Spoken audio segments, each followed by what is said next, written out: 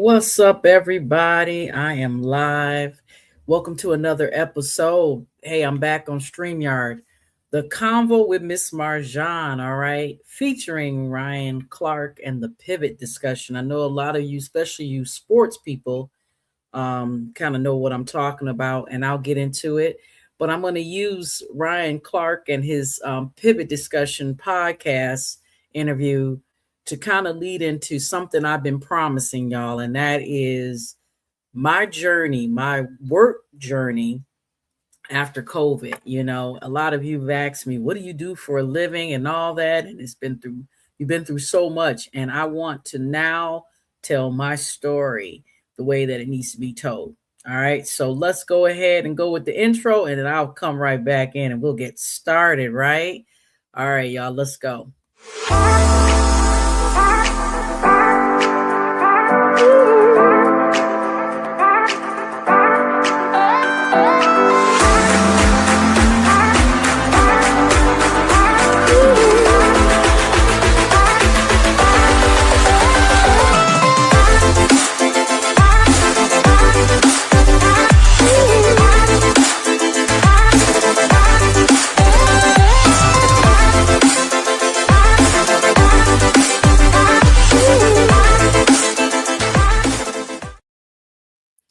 Welcome back, everybody. Want to go ahead and put up today's topic. Can you be yourself at work?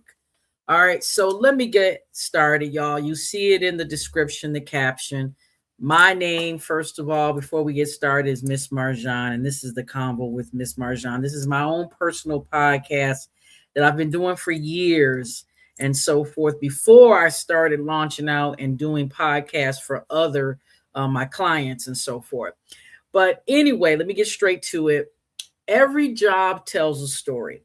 And y'all know I've been through it, especially after COVID. And COVID was what, 2020, right? And we're now in 2026. So since COVID, my career has taken some serious ups and downs, victories, setbacks, closed doors, new opportunities. I've experienced a lot and I've been through a lot. But I will say the secret sauce of it all is God and my faith. For those of you, I've been wanting to drop a podcast episode like this, but I had to consult with my lawyer, AI, you name it, different people to make sure that I didn't, first of all, create a lawsuit, have anybody threaten my life, you name it, okay? But Ryan Clark, kudos to Ryan Clark. For those of you who don't know Ryan Clark, make sure you Google him in the Pivot podcast where he does with some of his buddies, his football buddies. This guy used to be an NFL player, I think a safety. He won a championship ring with the Pittsburgh Steelers. He's won Emmys for his time that he was on ESPN, but recently he was fired from ESPN.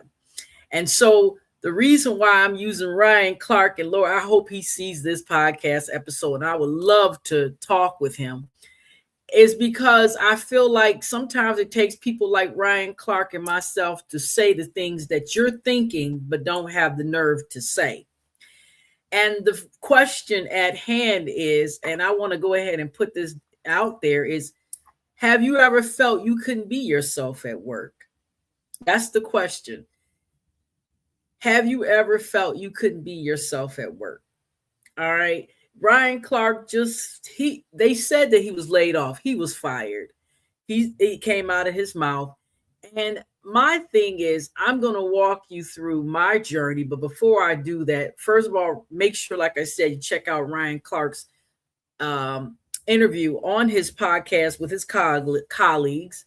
And they're NFL players or former NFL players. And everybody's crying. At the end, Ryan's crying and his two colleagues are crying. I forgot their names. Chauncey, I believe. I forgot the other guy's name, but they were both crying. Kudos to them for even doing this. This is a hard subject to tackle. And the reason it is a hard topic to tackle is because, first of all, you're going to be ostracized, singled out, scapegoat when you talk about when you're like the minority. And I'm not talking about just being black, I'm talking about just being different. Now, first of all, for those of you just joined, I'm talking about, can you be yourself at work? Let me talk about my career journey. Every job I had a purpose, but it was hell. And let me tell you something. Bear with me because I had to write my notes. Because, like I said, I talked to my lawyer. I was like, look, I want to tell the truth, but I don't want to get sued or hurt or anything. But there were, I would say, about 6 jobs, and you've heard me talk about substitute teaching, but I'm going to go back and talk about some jobs. And I'm also going live on LinkedIn. So I'm taking a chance. So a lot of the people that I worked for and worked with are on my LinkedIn account and so forth. And if you have, wait, before I get started, any comments that you want to drop, this is a free for all. Please drop them. Also, this is my website, the link tree at, / Miss Marjon, but definitely drop your comments. Okay. And the thing is, there have been like 6 jobs I've had, and I'm going to walk through each one. And I hope, like I said, some of these previous managers, co-workers, friends, family, I hope everybody sees this. This is going to be one of the good ones that I'm going to pump for sure. But let me go ahead and get started. When COVID hit, a lot of us was going through stuff. I had just lost my grandmother during that year of COVID in May. And y'all, let me tell you, I had 2 jobs at the same time. One was dealing with utilities company. I'm not going to name any of the companies. My lawyer said, just leave it out your mouth. I know you want to say drop names because I'm just that type of person. But I am not going to drop any names or any names of companies, but you'll probably know, if you know me or you work with me, you'll know who I'm talking about. And of course, if you want to contact me through my website or, hey, DM me, I'll be glad to tell you what the name of these companies were. But the first one was a utility company. And let me tell you, I actually got this job through a sorority sister, and I was working for one of my sorority sisters at this job. And this job, I would say, was sort of difficult. It was remote. But the crazy thing is the difficult relationship I had with my manager. I at first didn't recognize it, but I later realized this lady was insanely jealous of me, not so much personally, but what I represented. You got to keep in mind that I tell people I'm split down the middle. Y'all, I got that technical engineering side, and then I got that creative, freestyle, free spirited type of personality or whatever, or gifts or talents. And sometimes it causes me to not really know what the heck I want to do. All right. And so you know how you get into these conversations of, okay, I know what you've done as far as your experience that helped you get to this, or why I hired you. And that was contract. But now I want to know, what do you do on the weekends? It's always the $1 million question. What do you do when you're not working? And I kind of confided in her and my colleagues at the time that I do podcasting. And at that time I was doing radio on 89.3. So, I'll say 89.3, but yeah, I was doing radio. And next thing you know, she was like, well, I want to do radio. I've been wanting to do stuff like that. And I'm like, yeah, you can come on my show. I don't mind. We can kick it. You can come in the studio. And that's just how I am. I'm a very giving person, but it also can bite you in the backside. And I'm going to tell you something. This lady was going through so much childhood trauma. And that's why I'm going to say it right now. And I'm sorry. That's just how I am. If you want to drop a comment, you go right ahead. But I think nowadays in 2026, managers, especially when you want to get to the level of a manager or a director, you need to have some type of psychological test done. And if anybody reports that you have done anything like a bullying type of situation, I think HR needs to look into it. But that's a whole nother episode. HR is not like it used to be. Yes, and I said it. But anyway, this lady was a trip. This lady, I ain't gonna say is because I don't talk to her, but it was just really strange. It was really strange. And I was really hurt because I felt, as a sorority sister of mine and a friend, and it was like a narcissistic type of crazy relationship. As a manager, I should not know some of the trauma, the drama that you went through as a child. You know what I mean? Especially when we're on work um, equipment like Teams or Zoom, whatever you use at your job. And I'm gonna tell you, y'all, I could have reported it. I wonder would it went anywhere, but I just thought she was crazy enough that she might show up my doorstep. So when she let me go, I just kind of was like, whatever. And the lesson learned with that particular job is not every leader celebrates the success of those they supervise. She was very intelligent. You'll note a lot of these people in these jobs that are managers, directors, CEOs, whatever, are very talented, intelligent, but they have a lot of trauma. They have a lot of hidden secrets. And then, y'all, at the same time while working for this utilities company here in Metro Detroit, I started working for a nonprofit that was dealing with ending mass incarceration. And I thought, oh, this is going to be so rewarding and great. I'm going to tell you, y'all, it had its pluses. I was able to go to Essence Festival, travel, meet some amazing people. But behind closed doors, y'all, I feel like I was ostracized because of who I was. Once again, it was beyond the fact that outside of work, I was doing podcasting because I brought that to their organization. This was a nonprofit. I'm thinking now things are going to be great. And I stayed there for 5 years until they laid us off or didn't pay us. Never been in a situation where I was in a job where people didn't pay me for months. And that's when I started I said, I got to find a job. You know what I mean? And that's why I kind of was juggling two jobs while I was at this nonprofit. And I'm going to tell you, I felt excluded from opportunities. It was at one point, some of them were going over to Africa. I wasn't asked to go. And I always felt, especially to the very end, that was because of who I was. Not so much I was black. I ain't even got on that yet because these were black and brown people. Just like the first job, I was working for a black lady. So I'm not the type to pull the racism card. You know what I'm saying? I am pulling you are crazy and you are intimidated by me card. And so with this nonprofit, y'all, who still owes me money to this day in the thousands, y'all, I learned from that experience sometimes being different challenges the status quo, and it also reveals where you truly belong. I felt like I was not equally yoked with a lot of the people I was working with at this nonprofit. And that a lot of, you know what? I had a lady, sister of mine, sister friend tell me, you don't belong there. They're too intimidated by you. And I remember even doing my performance reviews. Y'all know this, where they'll tell you, you should be running the company or the organization, or you should be at a higher position. But it's because I'm always trying to see the good in people. I thank God that I can humble myself, but then it's like, even when I walk in a room, there's people who get intimidated. And I felt that with some of the executive directors at this nonprofit that I was working for. And it was really sad, even up to this day. I haven't spoken to most of them, but the thing is, it's like we all bring some gifts and talents to the table. Why is it that, don't get me wrong, there's some people I may look at and like, ooh, I want that, but it's not to the level where I'm going to mistreat them. And that is so much what I felt when I was working at this nonprofit. Y'all, if you're just jumping in, I'm talking about my career journey.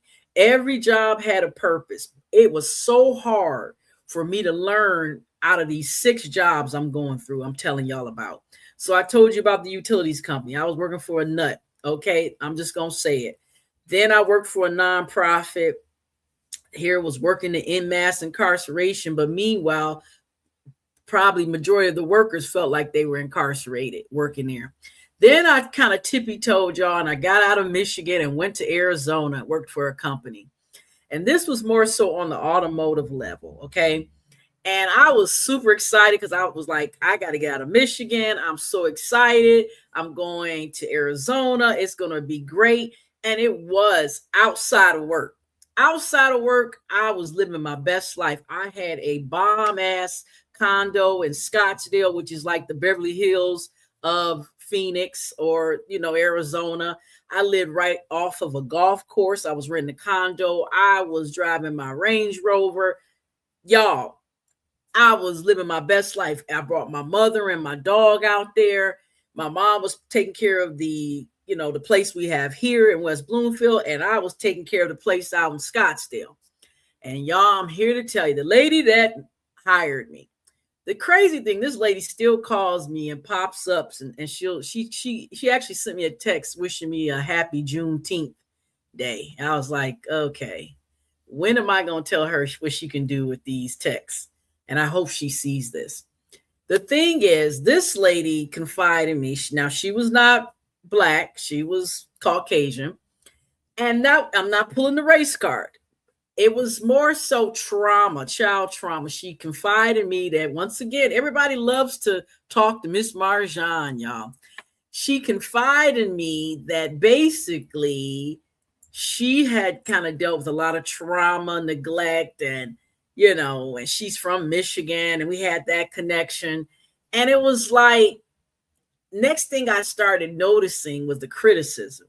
So we was BFFs at work, right? Even though I didn't see her all the time, she wasn't based in Arizona like I was. She was between Michigan, Arizona, and other places.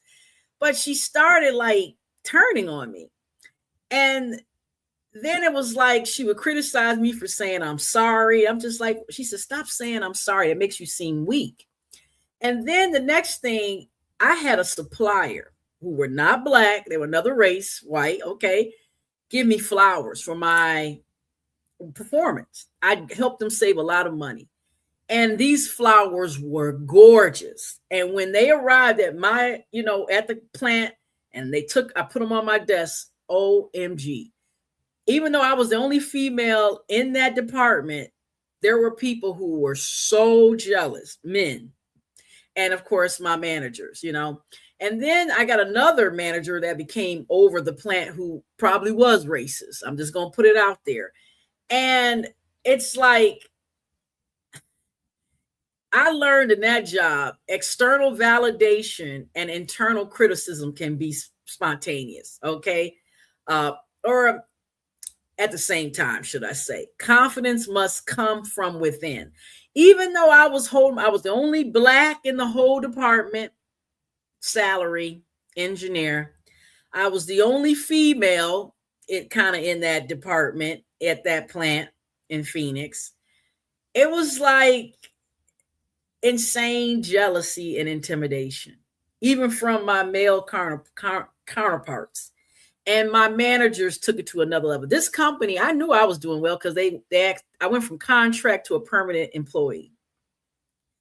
And even with receiving flowers, being asked, getting a signing bonus, I had to almost take them not to court, but internal court. We had to settle they had to settle. I had to tell them basically, I'm quitting and I'm not going to owe you your money back. Because they were trying to say I owed them their money back. I'm not the way the hell you treated me. And I'm going to tell you something. I really do hope a lot of these coworkers, managers see this episode, because it's not about being vindictive and being mean. It's about healing. A lot of you are wrong. You have been wrong. You are wrong for how you treat your employees. It is so wrong. Ryan Clark, who got fired from ESPN, kudos to you, my brother, because it seems like I've only touched on 3 jobs. I got 3 more to go. That in these last 3 jobs, because of who I was when I walked in the door, I was immediately, neglected, criticized, ostracized, you name it. You know what I'm saying? So I'm on to the 4th job. Now I'm back in Michigan. Arizona, I've said goodbye. I'm like, okay, mama wasn't really feeling in Arizona, even if she said she loved Arizona, but it's nothing like home. So we came back to Michigan, but I still love Arizona. I love my Arizona folks there, but the people that I was working with, no, absolutely not. So I'm back in Michigan, right? Now I'm still working for this nonprofit, right? But they haven't stopped paying us. They're still paying us. I'm still kind of being mistreated. And now you better believe by me moving out to Arizona, they didn't particularly care for that. And that put me at another level of, well, how is that Marjon gets to go to Arizona and work this job in Michigan remotely, and we got to be here? And why is it that she gets to do this, but I was still killing it in my job? That was the thing. One of the executive directors at the nonprofit, we was vibing. She let me do my thing. The other one, the male, questionable. But anyway, got back to Michigan. I said to myself, I got this nonprofit job, right? I need to now get another job because I just got to have that type of income because of the life I like to live. So I thought I hit the gravy train when I found a job that was literally 4 miles from where I live. And this one was like in software, pharmaceutical supply chain type of thing. All right. Got in there. I was just vibing off the fact I was making great money or going to make great money. I was 4 miles. I could almost walk to work if I really wanted to be, physically fit. And it allowed me to go home for lunch, even though I couldn't work remotely or hybrid. It was that close to home. It didn't matter. Plus, it was out of that automotive plant lifestyle, right? Man, this job was a doozy. First of all, let's start it. I was brought in as a supplier quality analyst or something, and I was going to be doing auditing and analyzing, dealing with software, supply chain stuff, dealing with pharmaceutical company. This company was owned by a lady that was, I'll say a minority. She wasn't black. Okay, so there you go. But, next thing I know, this lady comes up to me.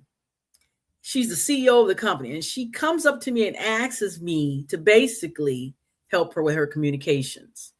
She had seen my interview that West Bloomfield did on me. She had seen some of my work and wanted me, even though I was working in quality engineering, wanted me to come in and help her do a podcast and help her with a golf and some kind of supplier event.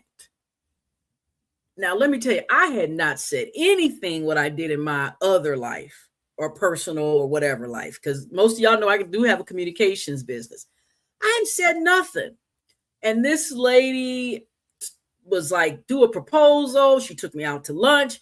And when I got back, I had that proposal. I gave it to her. And let me tell you, the bottom fell out when her marketing department saw what I gave. And they went off on me. And I told them, I said, but do you really think I did this by myself? She had to approve it. So why are you coming after me?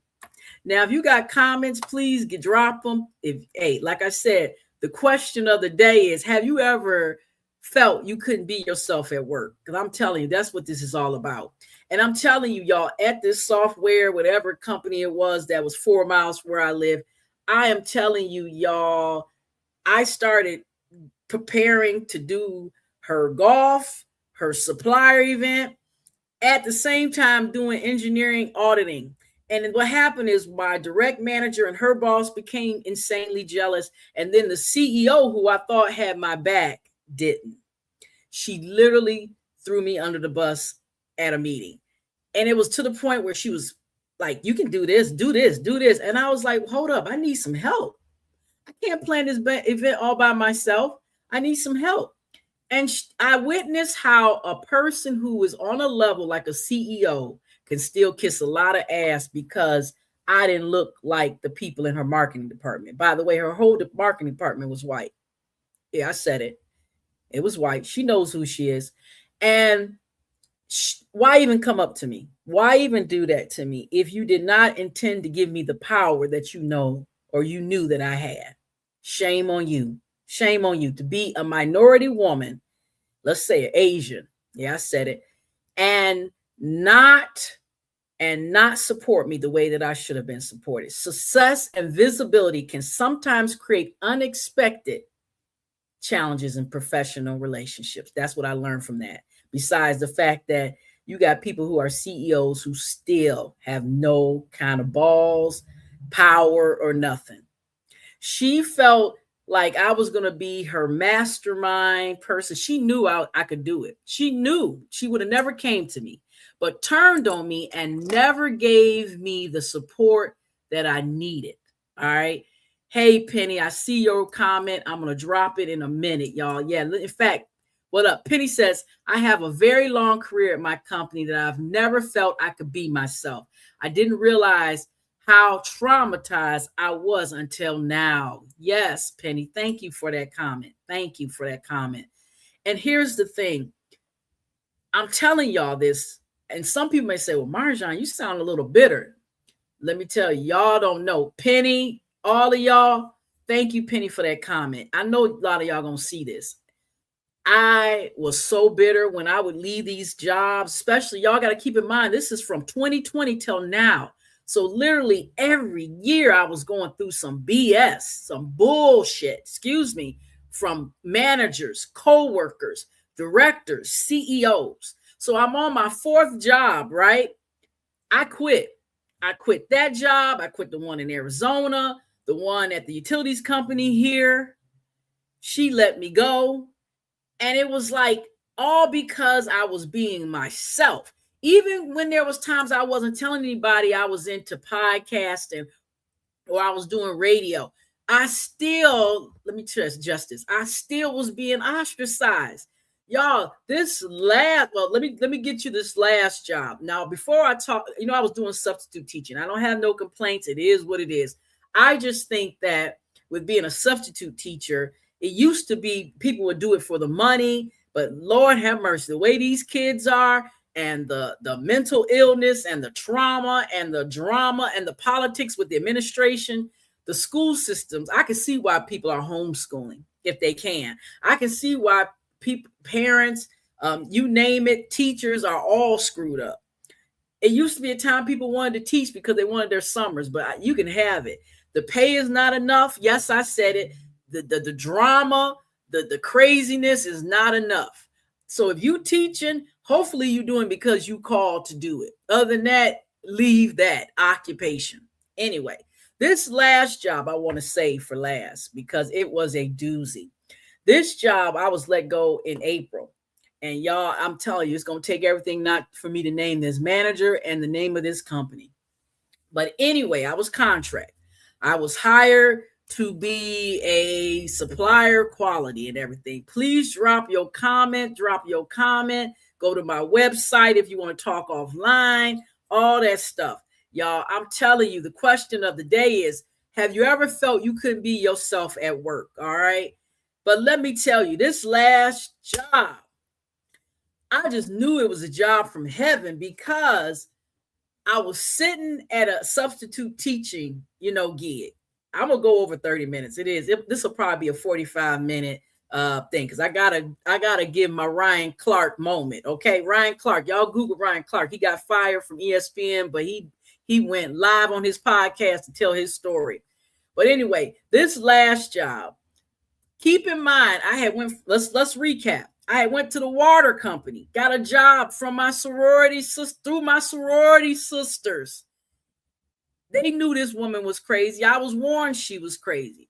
And I've heard since I've left, she's had a stroke. And I don't wish nothing bad on anybody, but I'm here to tell you, when you do wrong by people, it's going to come back and get you. Karma is a mother. But anyway, this lady was just mentally ill. So you almost had to say, I'll leave it over here. Another thing with the utility company, I noticed this lady had her picks and favorites. And if you kissed her butt, you were her best friend.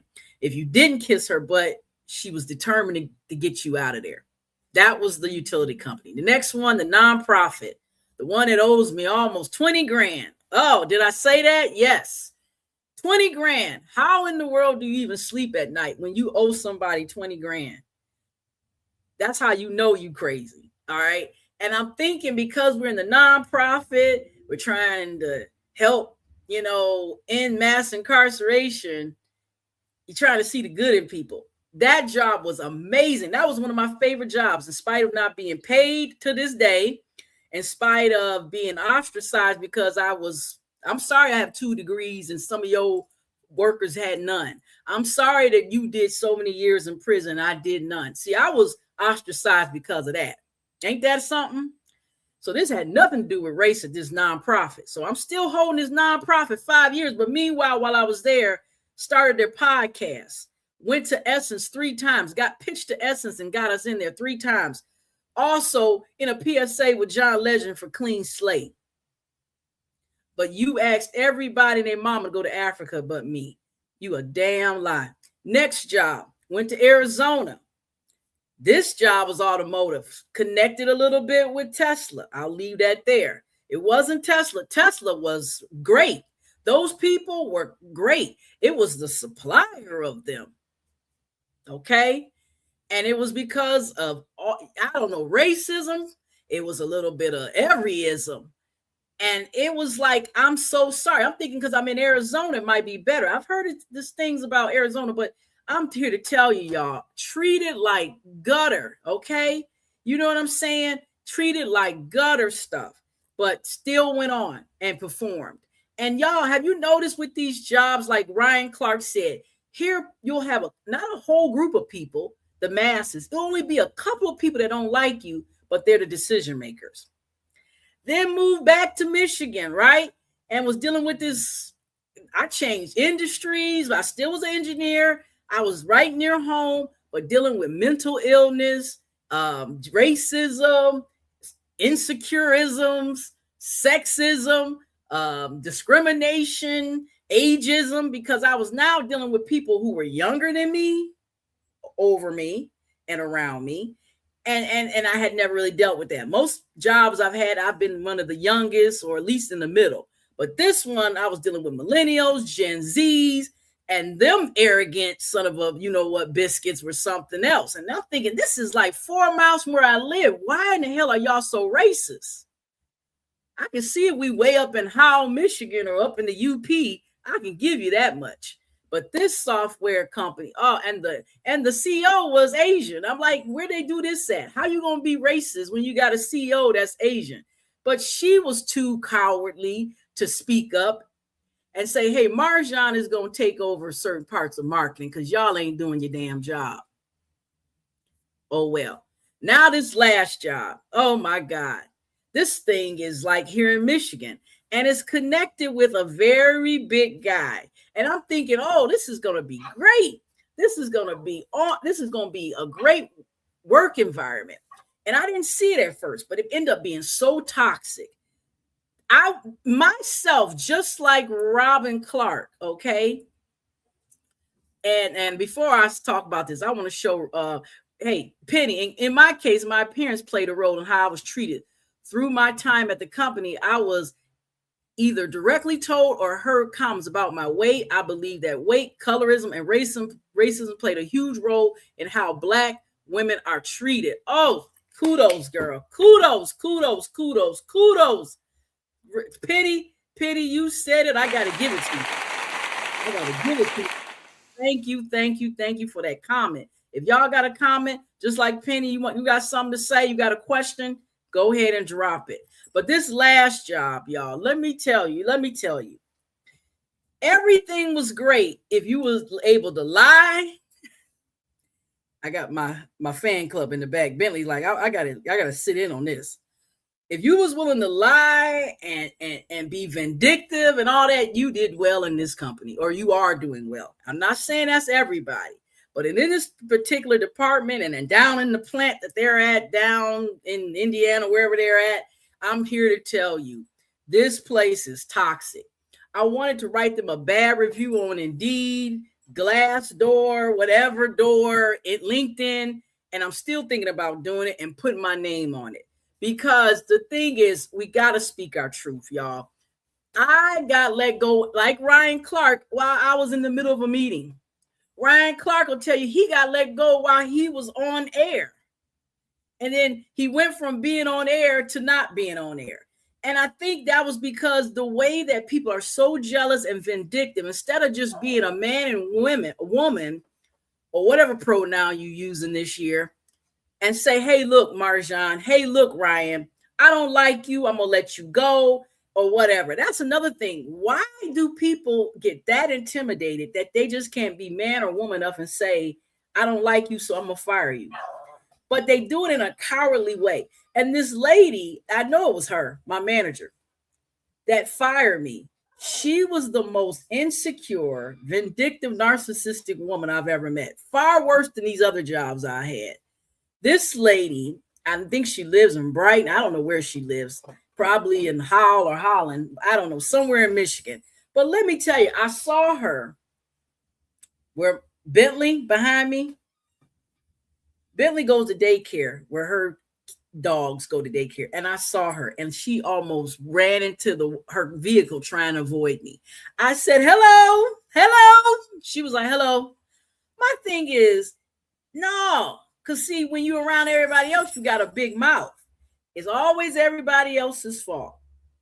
But when you see me at the daycare, the doggy daycare, you want to act like you don't. When I ride up in my Range Rover, you want to act like you don't see me. You probably wonder how I can afford taking my dog to daycare after you let me go almost 2 months ago. And I believe that it was her little hodgepodge of managers and coworkers. Because what happened was the day that I got let go, I actually went off on a coworker. And I didn't go off it was very professional, but what he said to me, he said, "Didn't I tell you?" Or he spoke at me in a very degrading way. And I said, no, you don't have to talk to me like that. We're not going to do this. And we definitely not going to do this 8 o'clock in the morning. And I let him know, you know what? The problem is I'm a woman of faith. You are not going to talk to me any kind of way. Now, if you have some respect or a way that something you want to address, then let's go at it. Other than that, I'm not going to sit on this call and let you belittle me. And I'm telling you, before the end of the day, my contracting house was contacting me, but I was already in the meeting. And I noticed, like Ryan Clark, they asked him, "Did you have signs?" Yeah, there were signs. But the thing is, once again, this particular manager, just like the other ones, trauma, multiple marriages, venting about all this stuff about your kids and your husband. And I'm sitting here listening to all this. You even telling me I am kind of a scapegoat for the company. Yeah, I'm an excellent worker. She even told me she was going to hire me permanently. Sounds familiar from another job, the one in Arizona. And next thing I know, let go. No warning. Didn't even think about how's she going to pay for her, bills. How's she going to pay her health care? Just like Penny said, racism, colorism, weightism. I've dealt with it all, y'all. I went through all these jobs, y'all. And yes, it's taken me 37 minutes to do it. I feel like this episode is so needed. I got my baby here because he knows I'm hyped. So he's circling around. He's trying to figure out what all is going on. He wants to come up here. Look, he wants to get in on it too. Look at this. See? And that's the thing. When you try to come for me, it's like you coming for my family. He knows when I'm not right. He knows when his mama's upset. So I went through all of my jobs. It's been about 6 of them since COVID. That's 6 years. Like I said, I had the opportunity to have the job that I love, but was treated like crap. And that's how you know you have a job that you love or you call to do. When you treat it like boo-boo and you still keep doing it. Because you know the work is all about the work and not the people. I'm telling you, if they had probably kept paying me, I would have still been there. All right. But the thing is, y'all, I want to tell you the secret sauce. The secret sauce. God was my secret sauce. Faith through every career season. Every job was like a season, even if I was there for a couple of months. And like I said, even the difficult ones, even the happy ones, happy times, this was to strengthen my faith, refine my character, and prepare me for the purpose he has for my life. A lot of you are wondering, what the hell are you doing now? Well, I am working. I'm back in automotive and I'm doing my communications business. So I'm doing what I love, right? I mean, automotive is something I don't know. There's some, now where I'm at now, I'm not going to say the name, but I can tell the difference. First of all, this company's been around for years. In the automotive company, it's a big OEM.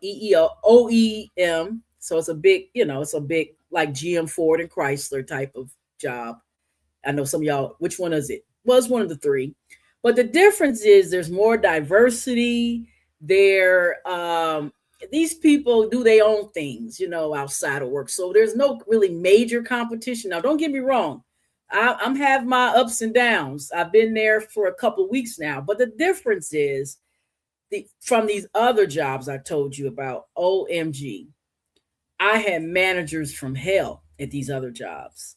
people over me, decision makers. Like Ryan Clark said, I am going to be who I am. The only difference, if somebody said maybe, what's the difference between you and Ryan Clark's story? The difference is that I have to keep God first, because there have been times where I have wanted to just tell some of these past managers what they could kiss, what they could do, how I felt about them. I wanted to name drop. I wanted to show up, that whatever. Nothing violent. No, I'm not a violent person. But when you're hurt, and people don't realize this, when you hurt people, yes, I know God will take care of them, and I may not see it or live to see it, but and it may not even be them necessarily. It'll be their offspring, their family members. I'm gonna tell you, but I am convinced without a shadow of a doubt, and this goes out to Ryan Clark. When people do you wrong, like all these jobs I've listed, I had receipts where I gave my best. Okay, now don't get me wrong. There's some jobs I've had in the past. I didn't do my best. Y'all know what I'm talking about. I gave maybe 20%, and I'm at fault for that. Now, what would I change in some of these other jobs? I'm gonna be honest. Some of them I probably wouldn't have been so nice. Not saying I would have been rude, but I would have been more stern and strict and set more better boundaries. I would have definitely leaned on my faith more. You know what I'm saying? Because here's the thing, at the end of the day, I never missed a bill. Even with being let go or fired, whatever you want to call it, or when I quit, I never missed a bill. My bills are paid. God provided. You know what I'm saying? I thank God for my mother. I thank God for my savings, my 401k, my mutual funds, my God fund. I'm telling you, not what I think, what I know. All right. And I'm telling you, every place taught me something about leadership, resilience, boundaries, being authentic, and trusting God through every transition, y'all. I'm telling you, my message or my tidbit or nugget to Ryan Clark is keep God first, and ESPN could kiss your black tail. Yes. Now I know I'm a female in Michigan, and ESPN may not ever see it, but you'll be surprised what people see. Case in point, last week I got a check from Meta, Facebook. I'm getting paid to be a content creator without even trying. That's because I'm willing to speak the truth, y'all. I'm willing to say what I'm not ashamed to say unapologetically. If you don't like it, there's even times my mom will be like, "Oh, I saw your video. Do you think?" Yes, I needed to say it. And I prayed before I did this podcast episode. I knew Bentley would come up because he heard my voice. He knows. He didn't come up that till like 20 minutes later. But my whole point is, y'all, managers, directors, CEOs, co-workers, be careful how you treat each other. Be careful how you treat each other. You know what I'm saying? I want to put up some of these comments. Penny says, some leaders want to hurt you. I've learned to let them be. They literally believe that they can assign value to you as a whole person. I'm not trying to heal my nervous system through absorbing all the trauma that I endured over the years. Yes, thank you. And then we got one from Miss Brenda, if you don't mind me posting that. Okay, let me do this one. Brenda said, no, that was want to hurt you. Okay, we just did that once. I apologize, y'all. Let me go down a little bit. This is Brenda. Trust me, I know about being judged by your appearance, age, race, and gender. No matter how many degrees I have applied for numerous positions at Ford Motor Company. I'm good enough for contracts and security at the Rouge plant, but not good enough for a permanent career in global security. I hear you. That's people speaking their truth, y'all. We got to be honest. We got to speak out. Penny, thank you. Thank you, Brenda, for being honest. Thank you for allowing me to speak my truth. I knew this podcast was going to be long, at least 45 minutes long. I was prepared to make it 60 minutes. In fact, when Ryan Clark, who got fired from ESPN, was on his podcast, it was 50 minutes long. I knew I was trying to get it down to 30, but here's the thing. When you being authentic and you are being yourself, you cannot, it's like the Holy Spirit. You can't limit it. You can't hush it. I am so thankful for this space and this time with y'all. And please, please, please, my baby's telling me, okay, Mom, I'm ready to eat. Enough is enough. Billy's licking the heck out of me, but I got to keep talking, y'all. I want you, even after I sign off, please, please drop a comment. And the question of the day is, have you ever felt you couldn't be yourself at work? That's the question.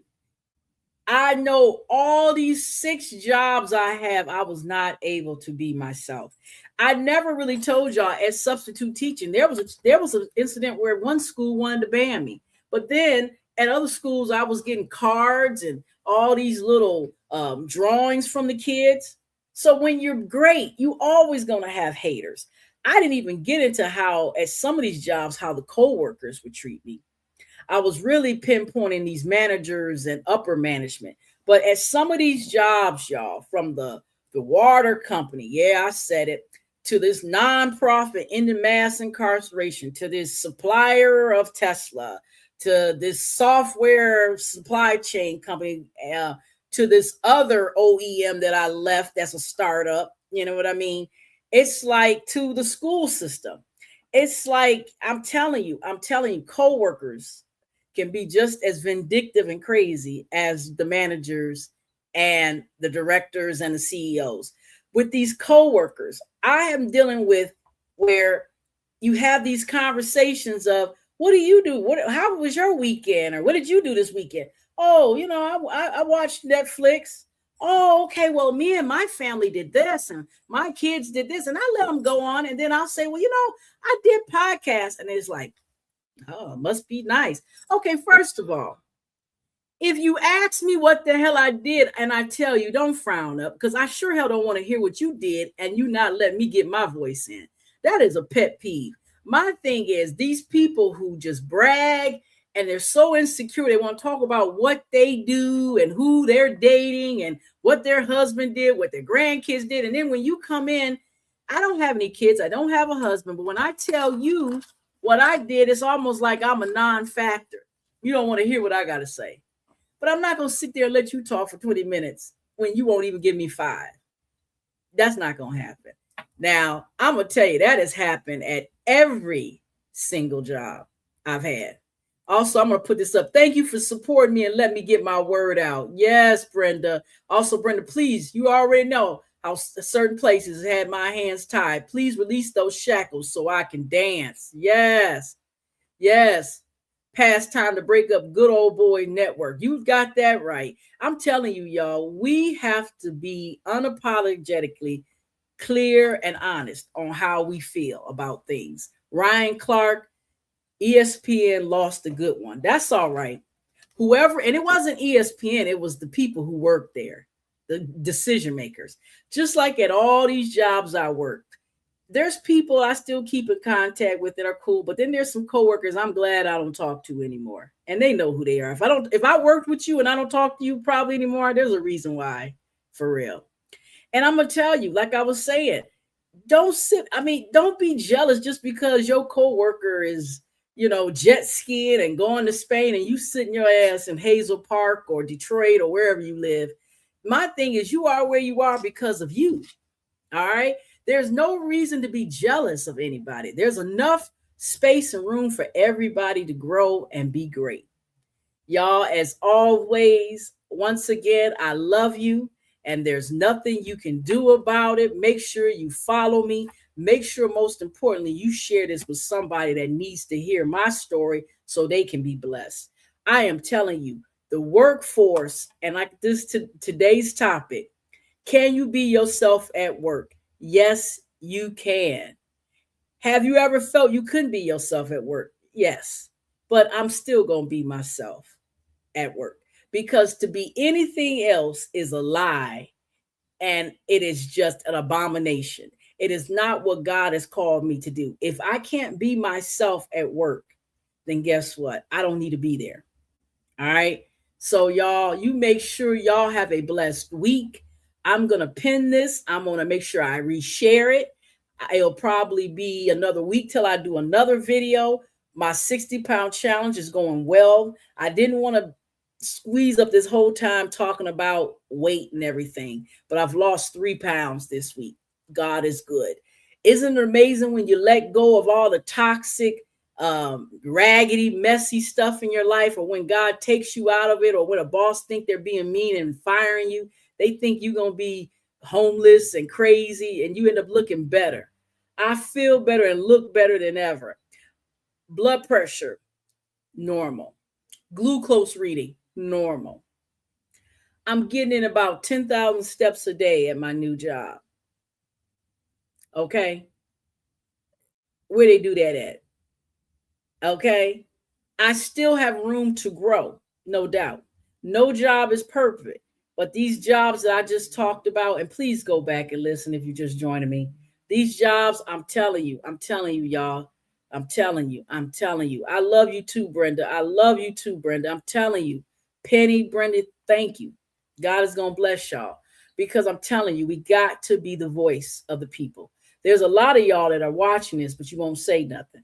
I noticed that too at a lot of these jobs. I had a lot of coworkers. They loved to see when I was down. Ryan Clark said in his thing, Isaiah Thomas would say, man, I'm praying for you. I'm looking at you. When you down, I'm going to call you and check on you.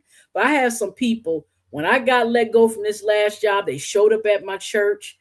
They was calling me. Now I don't even hear from them because I think they know I got a new job. So now they don't care. They back to being fake. Yeah, they know who they are. And these are not people who are white or brown. They're black. They're black, white, brown, yellow, whatever. This is not always a race thing. It's a people thing. And some of y'all need to correct yourselves. It's the reason why you're miserable. It's the reason why you can't seem to get your kids right, your marriage is right, because you're not doing right by people. If you think I got a problem with you, you come to me directly. Stop talking behind my back. Stop it. All right. Until next time, I love y'all. I promise you. This was so liberating. It is so liberating. And I thank you. I thank you so much. Thank you so much, Kristen. Thank you, 100. Y'all, we got to do right by people. The way you treat people, I'm telling you, well, it shows on how you are as a person. If you are a vindictive, conniving, backstabbing person, whether it's at work or in personal life, it's going to show. It's the reason you're here. My manager, all this power, but she looks so frail. You should have saw her when I saw her at the daycare, the doggy daycare. She just looked, the picture she has at work on her screen or whatever that will pop up doesn't even look like the way she look in person. She looks like she's got some type of disease. And I'm not saying that to be mean, but when you look good, you feel good. When you feel good, you treat people right.